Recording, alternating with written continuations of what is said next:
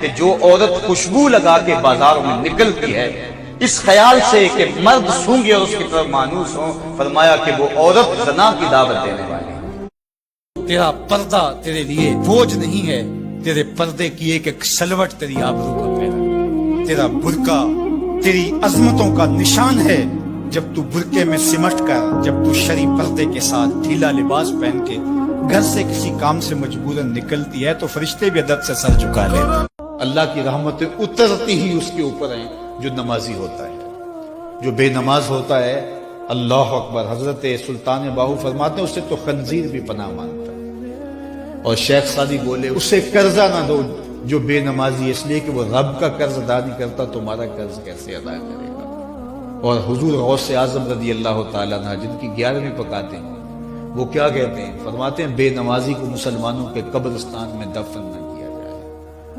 کتنی بڑی بات ہے، من ترک الصلاۃ متعمدا فقد کفر جہارا، فرمایا جس نے جان بوجھ کر نماز چھوڑی گویا اس نے اعلانیہ کفر کیا۔ قیامت کے دن بندے سے سب سے پہلا سوال نماز کا ہوگا۔ قرآن بتاتا ہے کچھ لوگ کھینچ کے گھسیٹ کے جہنم کو لے جائے جا رہے ہوں گے، لوگ ان کو ملیں گے، ان کو کہیں گے ما سلککم فی سقر، تم جہنم کو کیوں جا رہے ہو، کیا ہوا؟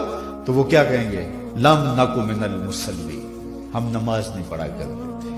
آج آپ ریاض الجنہ میں جاتے ہیں تو پہلے ایپ ڈاؤن لوڈ کرنا پڑتی ہے اور پھر وقت لینا پڑتا ہے، پھر لائن میں لگ کے آپ کو ریاض الجنہ میں آدھا گھنٹہ ٹھہرنے کا موقع ملتا ہے، لیکن حسین کے گھر کا دروازہ ریاض الجنہ میں کھلتا۔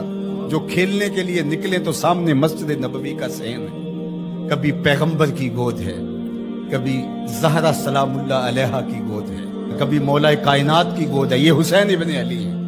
حضور علیہ السلام گزرتے ہیں اور حضرت امام حسین رو رہے ہیں تو آقا کریم نے فرمایا حسین کو چپ کرواؤ، اس کا رونا مجھے اذیت دیتا ہے۔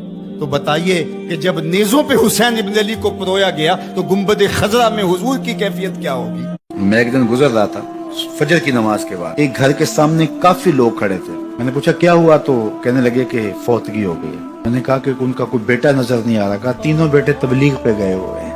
میں نے کہا ماں کی پھر اچانک طبیعت خراب ہوئی ہوگی، کوئی ہارٹ کا مسئلہ بن گیا؟ کہا نہیں ماں فالج میں مبتلا تھی۔ میں نے کہا پھر تو بہت زیادتی ہے کہ ماں فالج میں مبتلا اور تینوں بیٹے تبلیغ پہ گئے ہوئے۔ ماں کو ضرورت ہے اور بیٹا جا کے پیر کے دربار پہ بیٹھا ہے، غوث اعظم بھی ہیں تو فیض نہیں ملے گا۔ پہلا مرشد ماں ہے۔ وہ تو مہربانی ہے ان کی جو اذیت دیتے ہیں، تکلیف پہنچاتے ہیں، اس لیے کہ اس کے بدلے میں گناہ دھل رہے ہوتے ہیں اور اندر صاف ہو رہا ہوتا ہے۔ یہ کوئی میرا بتایا ہوا اور بیان کردہ فلسفہ نہیں ہے۔ حضرت ابو سعید خدری اور حضرت ابو ہریرہ رضی اللہ تعالیٰ عنہ فرماتے ہیں ہم نے حضور سے سنا کہ مومن کو جو تکلیف، بیماری، پریشانی، صدمہ، دکھ، اذیت پہنچتی ہے، اللہ اس کے بدلے میں اس کے گناہوں کو ختم کر دیتا ہے۔ آقا کریم علیہ السلام نے ارشاد فرمایا کہ جب سلام کرتے ہیں تو یہود کا طریقہ یہ ہے کہ وہ انگلیوں کے اشاروں سے سلام کرتے ہیں، اور عیسائیوں کا طریقہ یہ ہے کہ وہ ہتھیلی سے سلام کرتے ہیں۔ تو مسلمان کا طریقہ تحیت المسلم کا ہے، وہ جب وہ کسی کو سلام کرے تو اس کی زبان بولے السلام